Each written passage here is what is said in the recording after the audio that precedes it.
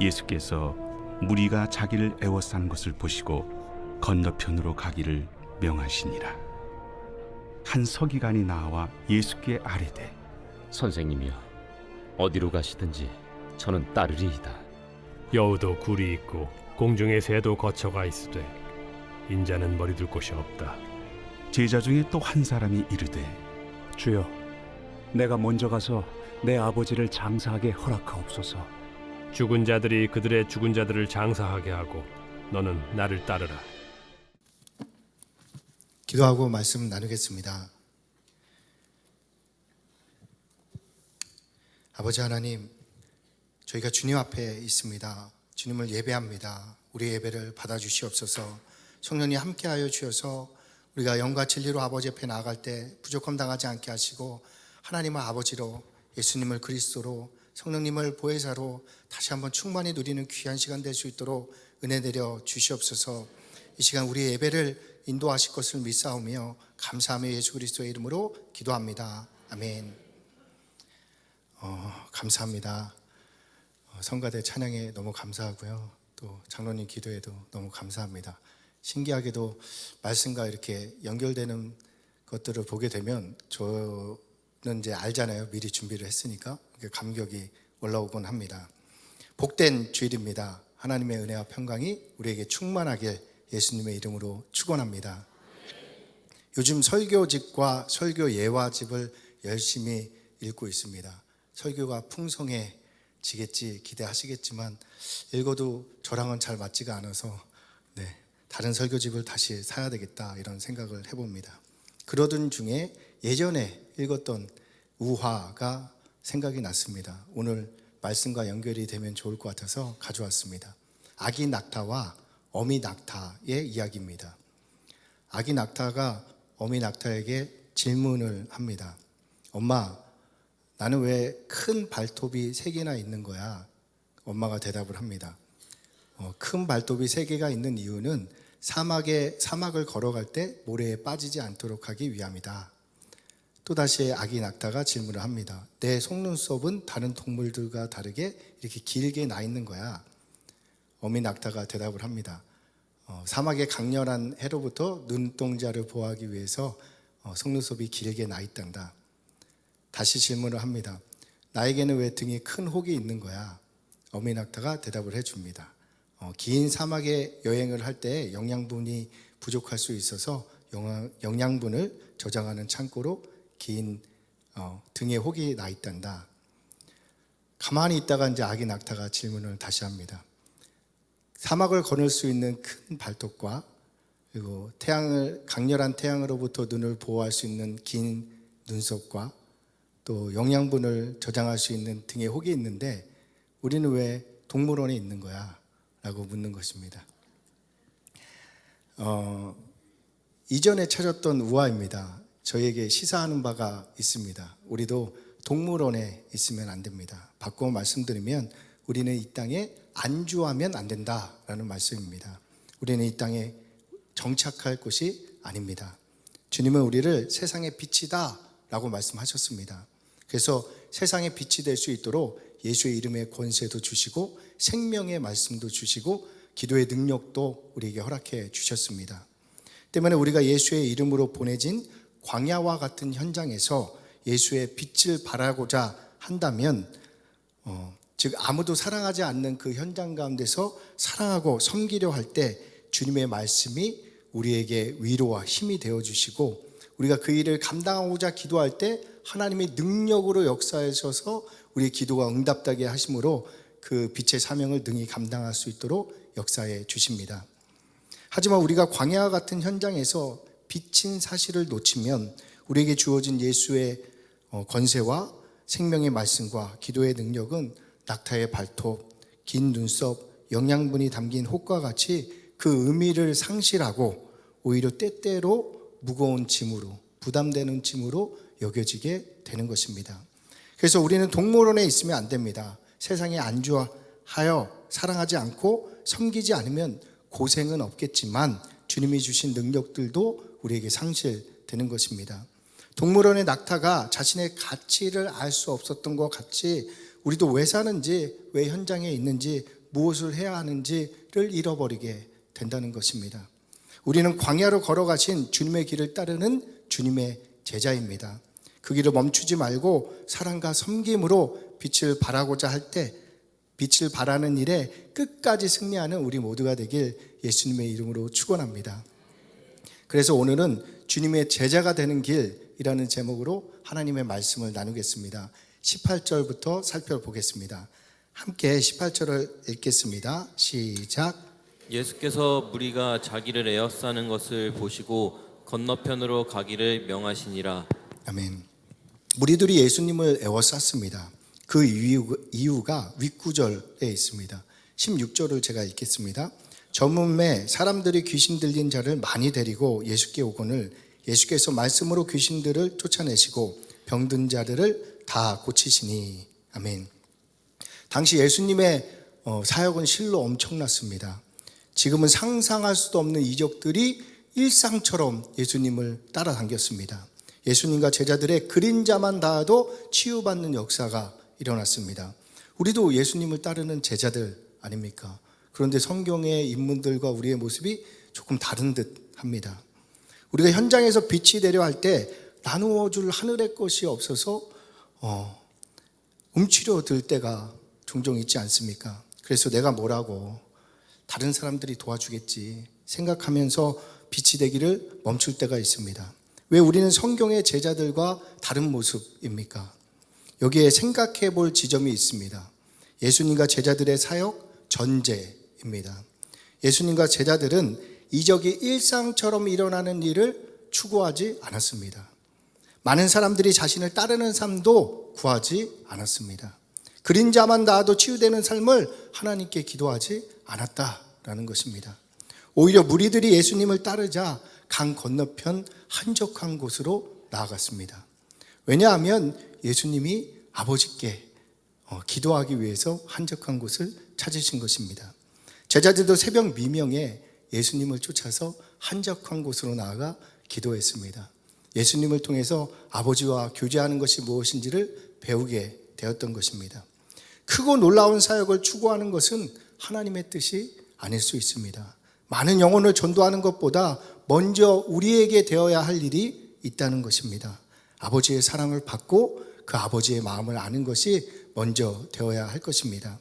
이 순서가 아니라면 우리의 사역이 어쩌면 주님과는 상관없는 율법과 같이 되어질 수도 있습니다. 어떻게 바울이 기절할 정도로 매를 맞고 깨어나서 다시 하나님을 찬양할 수 있습니까? 하나님이 바울을 얼마나 사랑하는지를 알고 있었기 때문입니다.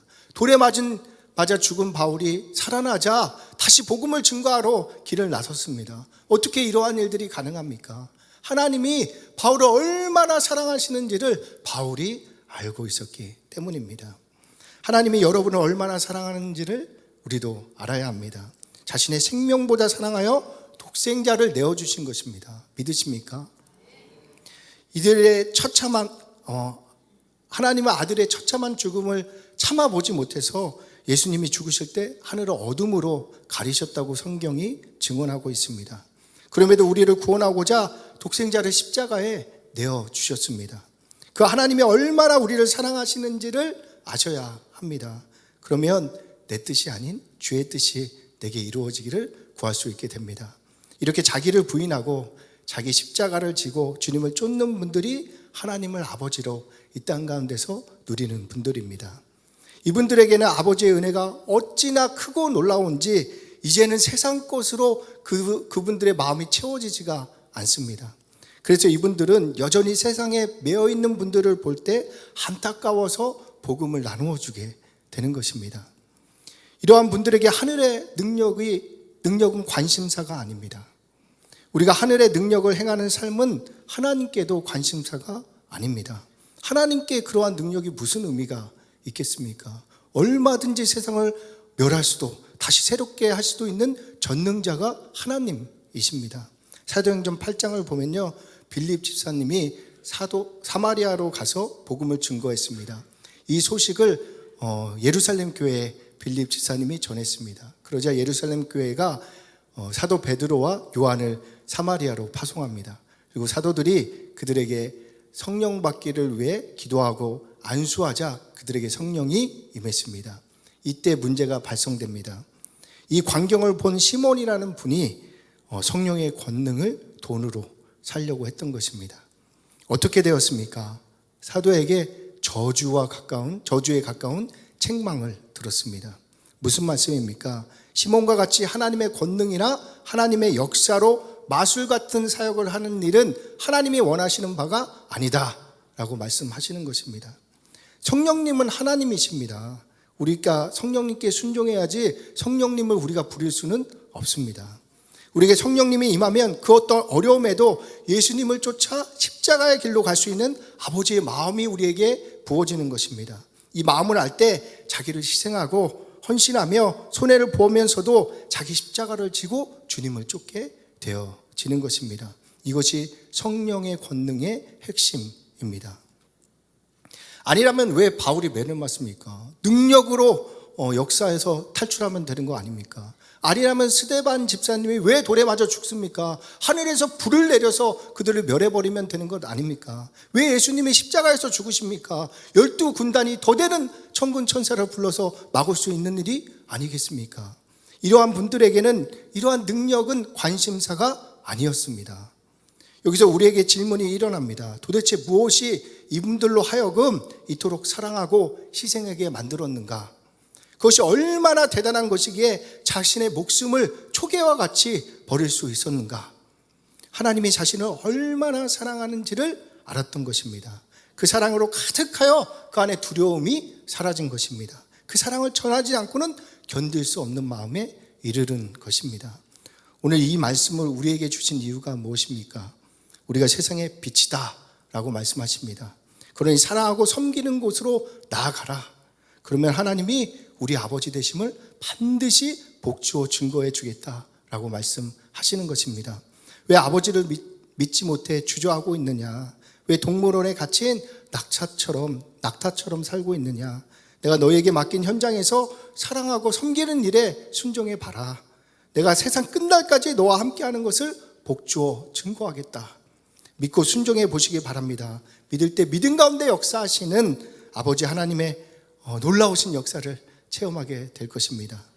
한 번은 전도자 무디가 아들에게 믿음을 알려주고 싶어서 훈련을 시켰습니다. 약 1.5m 되는 단상에 아들을 올려놓고 밑에서 뛰어봐, 내가 받아줄게 라고 얘기한 것입니다. 아이가 무서워요. 이제 못 뛰죠. 처음부터 뛰는 아이들은 많지 않겠죠. 그래서 무디가 다시 도전합니다. 아빠가 잡아줄게. 아빠만 보고 뛰어내리는 거야? 무서워요. 몇 번을 반복했습니다. 마지막으로 아빠에게서 눈을 떼지 마. 자, 뛰어! 했더니 아이가 펄쩍 뛰어서 무디 품으로 안겼습니다. 그랬더니 이내 한 번 더 뛸게요 하고 다시 올라가고 다시 올라가기를 반복하는 것입니다. 마지막에는 약 2m 높이 정도가 되었습니다. 무디가 미처 준비도 하기 전에 아들이 뛰어내려서 무디가 당황되었다라고 간증했습니다. 혹시 우리는 놓칠 수 있지만 우리가 말씀에 순종하기로 뛰어내릴 때 하늘 아버지는 우리를 절대 놓치지 않습니다. 그러니 아버지를 믿고 현장에서 사랑하고 섬기는 곳으로 뛰어내려 보시기 바랍니다. 하나님이 반드시 여러분을 받아주시고 친히 아버지 되심을 복주어 증거해 주실 것입니다. 19절입니다. 함께 읽겠습니다. 시작. 한 서기관이 나와 예수께 아뢰되 선생님이여 어디로 가시든지 저는 따르리이다. 아멘. 제자도에 대해서 말씀해 주십니다.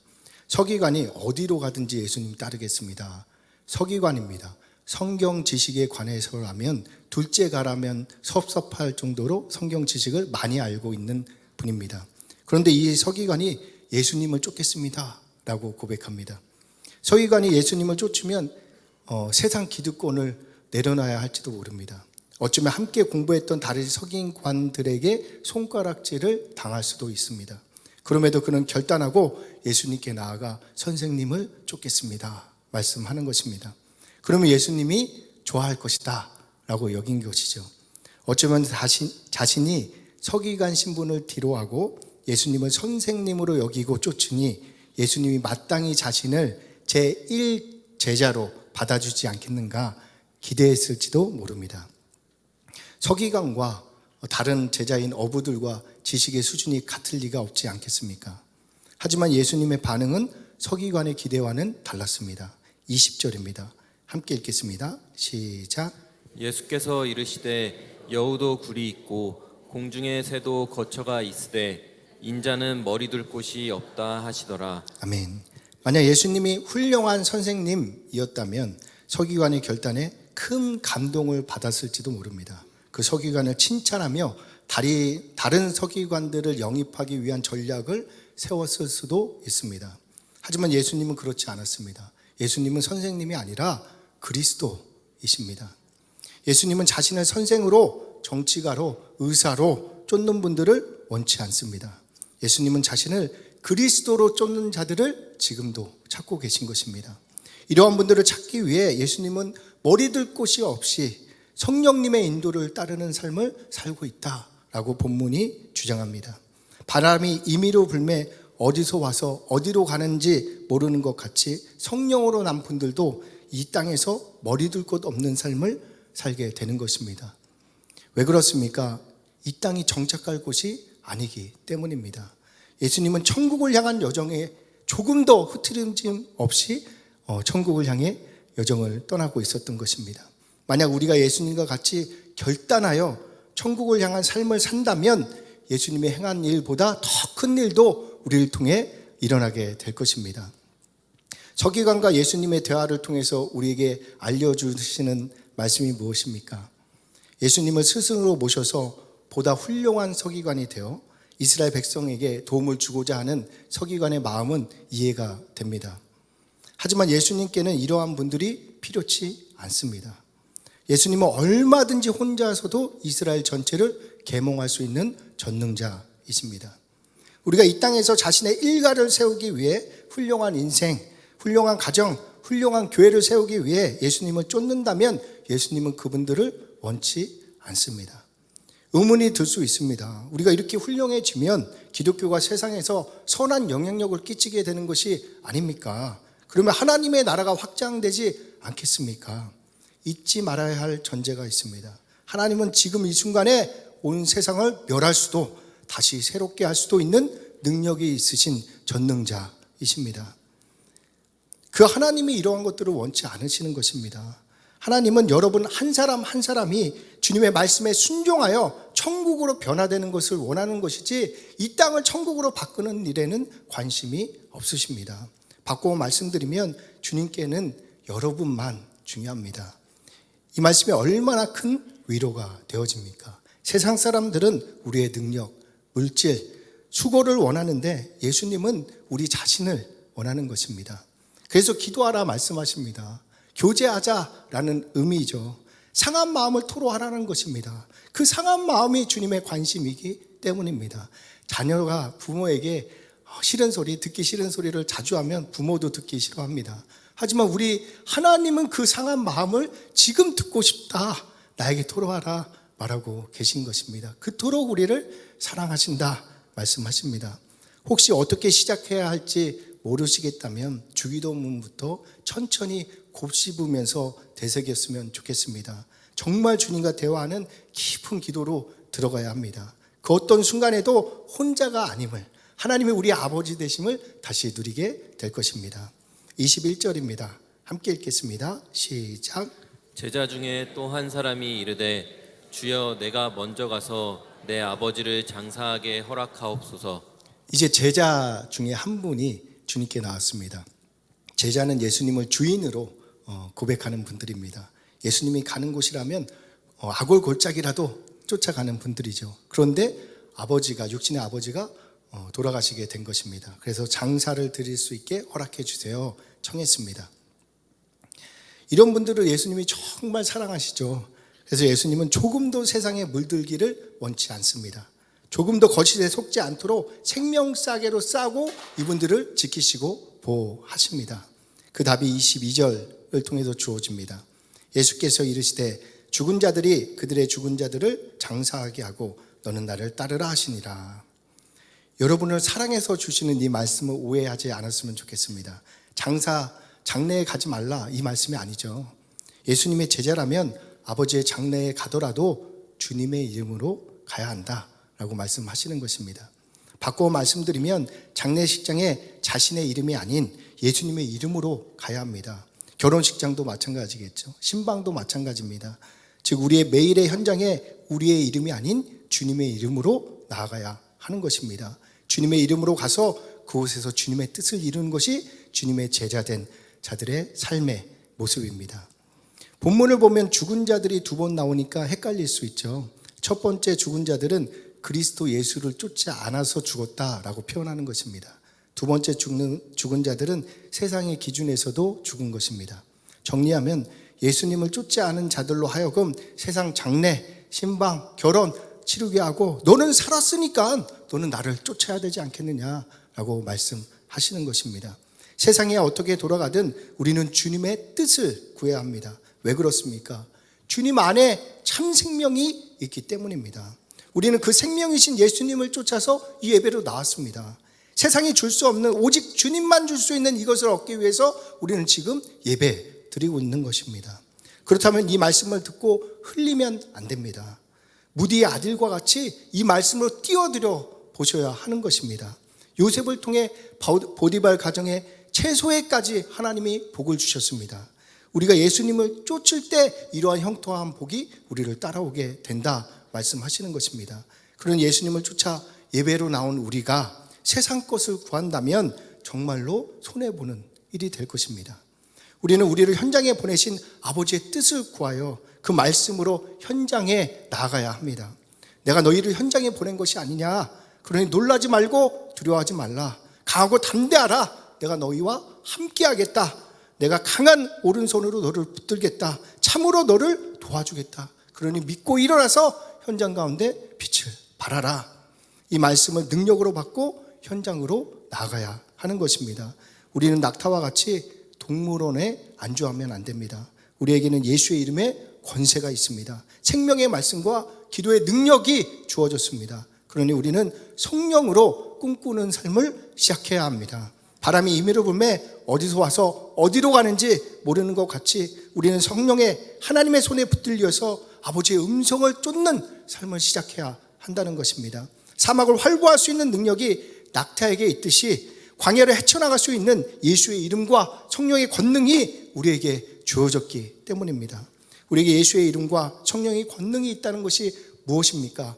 사도행전 3장입니다. 베드로와 같이 성전 미문에 앉아서 은금을 바라는 자들에게 그것이 너희를 살리는 것이 아니라 그런 것은 생명이 아니다. 예수가 너희의 구원이고 생명 되신다. 그러니 나사렛 예수의 이름으로 그 앉은 자리에서 일어나 걸어라. 성전 미문에 앉아 은금을 구걸하지 말고 성전 안으로 들어가서 참된 생명 되신 그리스도 예수의 생명을 누려라. 그러자 소망을 잃은 안진뱅이가 일어나 하나님을 찬양하며 성전으로 들어갔습니다. 베드로와 같이 신앙생활하고 싶지 않습니까? 베드로에게 주어졌던 예수의 이름과 성령의 권능이 우리에게도 주어졌다 말씀하시는 것입니다. 우리는 성전 미문에 앉은 안진뱅이가 아니라 베드로와 같이 하나님의 부름을 받았습니다. 생각해 보십시오. 오늘도 얼마나 많은 사람들이 복음을 깨닫지 못하고 성전 미문에 주저앉아 은과 금을 자신의 생명으로 여기며 하나님께 구하고 있습니까? 이 시간에도 은이나 금을 얻기 위해 십자가에 달리신 주님 앞에 나아가 주님 보혈 말고요, 저에게 돈, 출세, 자녀의 성공을 주세요. 제발요 구하며 앉아서 때를 쓰는 사람들이 얼마나 많습니까? 이러한 소리를 들으면 안타깝습니다. 마음이 아픕니다. 그들이 정말 예수님을 만나면 얼마나 좋을까? 은금이 없는 삶을 살 수 있으면 얼마나 좋을까? 죽어도 상관없는 삶을 살 수 있으면 얼마나 좋을까? 주님, 그들에게 예수의 이름이 필요합니다. 주님, 그들에게 주님이 주되심을 알려주시기 원합니다. 언제까지 예수의 이름으로 세상 것 구하는 것을 하나님이 참고 계실 것입니까? 주님의 살아계심을 증거할 능력 있는 일꾼들이 양문에서 일어났으면 좋겠습니다. 하나님을 조롱하는 자들에게 진실로 십자가의 길을 걸으며 주의 살아계심을 증거할 수 있는 복음의 생명건 자들이 양문을 통해서 일어나야 하지 않겠습니까? 세상 가운데 그리스도의 진리를 보여줄 두 증인과 같은 주님의 일꾼을 우리에게 보내주세요. 주님의 이름을 위해 목숨도 아끼는 자들을 우리에게 일으켜 주세요. 이렇게 진실로 하나님 앞에 기도하면요, 주님의 음성이 들려집니다. 뭐라고 들려질까요? 너희가 그 사람이 되어라. 너희가 나를 위해 그 사람이 되어주라. 너희가 나를 위해 현장에 나가서 사랑하고 섬기고 헌신하는 자가 되어라. 이 말씀을 받을 때 이 말씀이 우리를 감동하여 예수의 이름에 합당한 자가 되도록 역사해 주시는 것입니다. 이것이 말씀의 능력입니다. 그때 베드로와 같이 안진뱅이가 일어나게 됩니다. 때문에 안진뱅이를 일으키는 것은 우리에게 중요하지 않습니다.